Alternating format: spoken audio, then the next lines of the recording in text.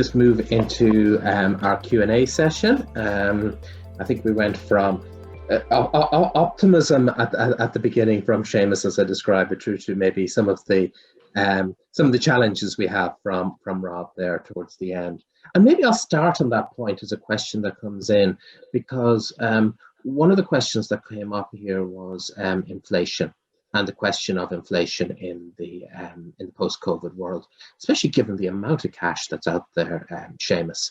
And I suppose that interaction between inflation and increased tax rates on the other hand, and the question that's out there, is there another route to fiscal stability in the future outside of tax rates, and is it linked to inflation? Is inflation all bad?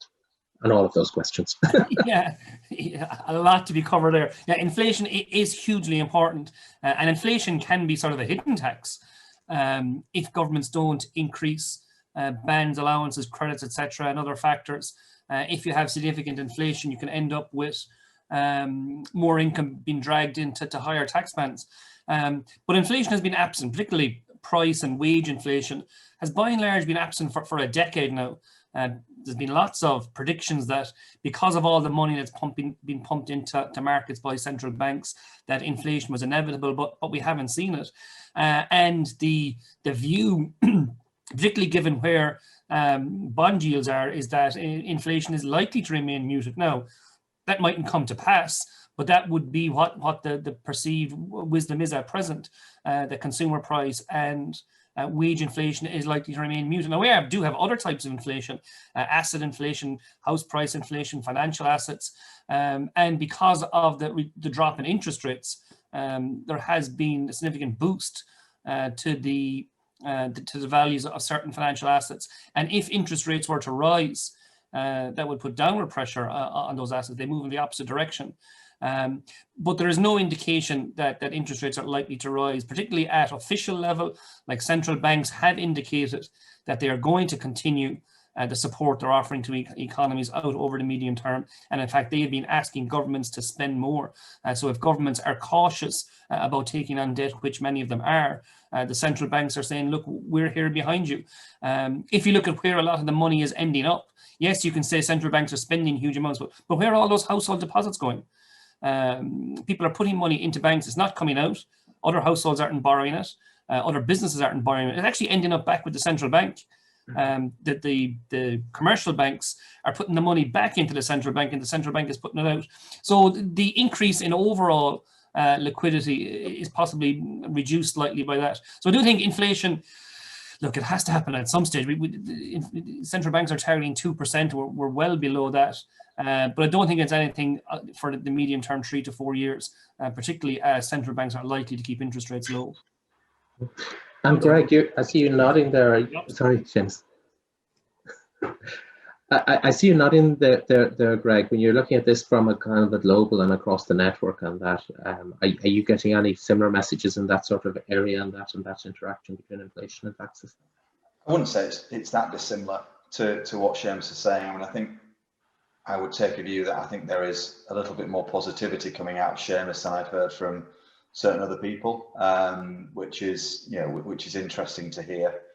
I think there is a view that at the moment this is all affordable. That's certainly something that's been shared around. A common view that's been taken. Given that interest rates around the globe are almost exclusively at historically low levels, and that's something that I think will perhaps be the saviour of many economies and many businesses, and I think that's what certainly echoing what Seamus has said there. And Rob, I wonder in relation to the response that we would get from revenue and taxes on that, the extent to which that's driven by a need to, I suppose, pay for the borrowings versus the possibility of growing inequality in society, or perceptions of inequality, and how that might impact on tax rates, and in particular the taxes that might be focused on and revenue investigations might focus, rather than on a very broad scale underneath how do we pay for the pandemic generally. Yeah, as I mentioned in my talk earlier, it's easy during COVID to forget that we had an election back in February, and it's easy to forget the dynamic. We didn't have a government for many months after that election, and certainly if one looks at the voting pattern there, and the concept of or the issue of inequality and tax rates relative to inequality was a significant issue. All political parties are under pressure on that issue. Taxes get collected slowly. Politics moves quicker than taxes get collected. Certainly income tax is a slow burn, whichever way you work. CGT and CAT are the taxes of the wealthy, broadly speaking. Wealth has increased. Certainly stock market wealth has increased dramatically. Property to a certain extent has increased dramatically. Certain pockets haven't. But I think there is a sense that the inequality debate will drive tax policy going forward rather than absolutely the need to raise taxes in the short term. I know that's interesting because I think it does inform where the focus might be rather than a general need, if you like, for austerity, as there may have been back in 2010. It probably shows a difference of this crisis versus the prior crisis that we've seen. I do have a question here. Just mentioned a question did come in on Gamestop. Unfortunately, I have to put my hands up and say that my knowledge of the company, and in particular my general knowledge of shorting shares and short selling shares, etc., isn't huge in relation to that. I don't know if anybody else has a comment on it. It seems to be an issue with one particular company, but I think I'll probably leave it to more qualified investment people to talk on that. And if anybody can come up with the answer to the question, where else can you put cash at the moment? I'd be interested to hear. Though from a lot of clients, I'm really seeing an awful lot of people actually plowing money back into their businesses and actually going back to the knitting, which is not an easy answer to the question. But Greg, in particular, what are you seeing in that kind of around the world? I mean, people will often stick to what they know, won't they? So we are seeing many people, propping up their own businesses, but we're also seeing people investing in businesses like their business. So taking out opportunity of, if there's a competitor who's not doing well, or somebody's selling a non-core asset that aligns closely to their existing business, taking the opportunity to invest there. Cash is still king, and I think we are seeing a lot of people still sat on cash.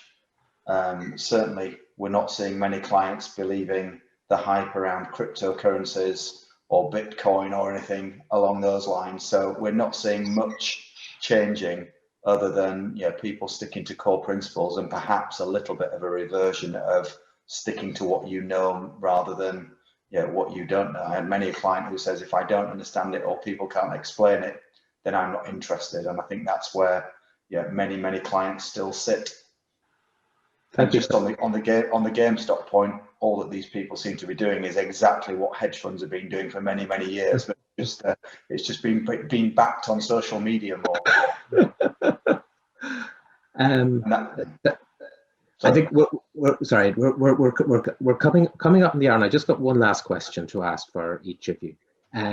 If there is one suggestion that you would make to people to come out of this crisis stronger, I'll just give you 20-30 seconds each on this. One suggestion that you would make, or one piece of advice you give to people that might emerge from this stronger. Could you give it to our attendees this morning? Maybe we'll start with you, Rob. Yeah, I wouldn't necessarily one, but a number.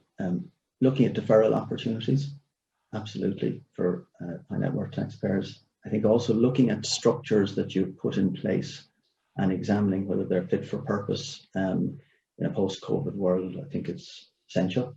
And I think also looking at reliefs and whether they should be actioned now rather than later, I think are sensible strategies for people to adopt. Thank you, Rob. And Seamus? I suppose in general terms, I just be of the view that you should consider this crisis to be temporary. It is different to previous crises, and in a sense, just hang on in there would be the broad advice, that provided the public health crisis, serious audits can be got under control, and we will emerge from the far side. So hang on in there and view the crisis as temporary. Maybe, as Greg said, there are opportunities out there in distressed assets, but don't think that this is going to be a long-term crisis. Thank you, Seamus. And Greg? Yeah, I'd echo a lot of what Robert and Seamus have said there. I think just recognise that certain things will have changed. Yeah, the whole lifestyle that we all became accustomed to of travelling, I think travelling will become something that may be seen as a bit of a luxury again, particularly in the short term. It may take a longer term piece to come back from there. And the lifestyle that we had, and particularly for professionals, will change to be, and society will move to a more virtual way of delivery. And I think people will have quickly accepted and adopted to that. And I think there are great opportunities for people to invest in that space. And I think that's where growth will come, certainly in the future. Thank you, Greg. So I think on that very positive note, I'll wrap up. I think what I'm hearing this morning overall here is that we're in the middle of a crisis, but this too will pass. There are great reasons for optimism as how we come out of this. And while the future will be shaped, it will be shaped by the crisis, but it'll be shaped more by the challenges that were there in any event before the crisis, and how we deal with them going forward. And sometimes when you're in the middle of the crisis, you forget about maybe those prior challenges, and maybe those prior challenges will have more influence on the future direction of things as we go forward.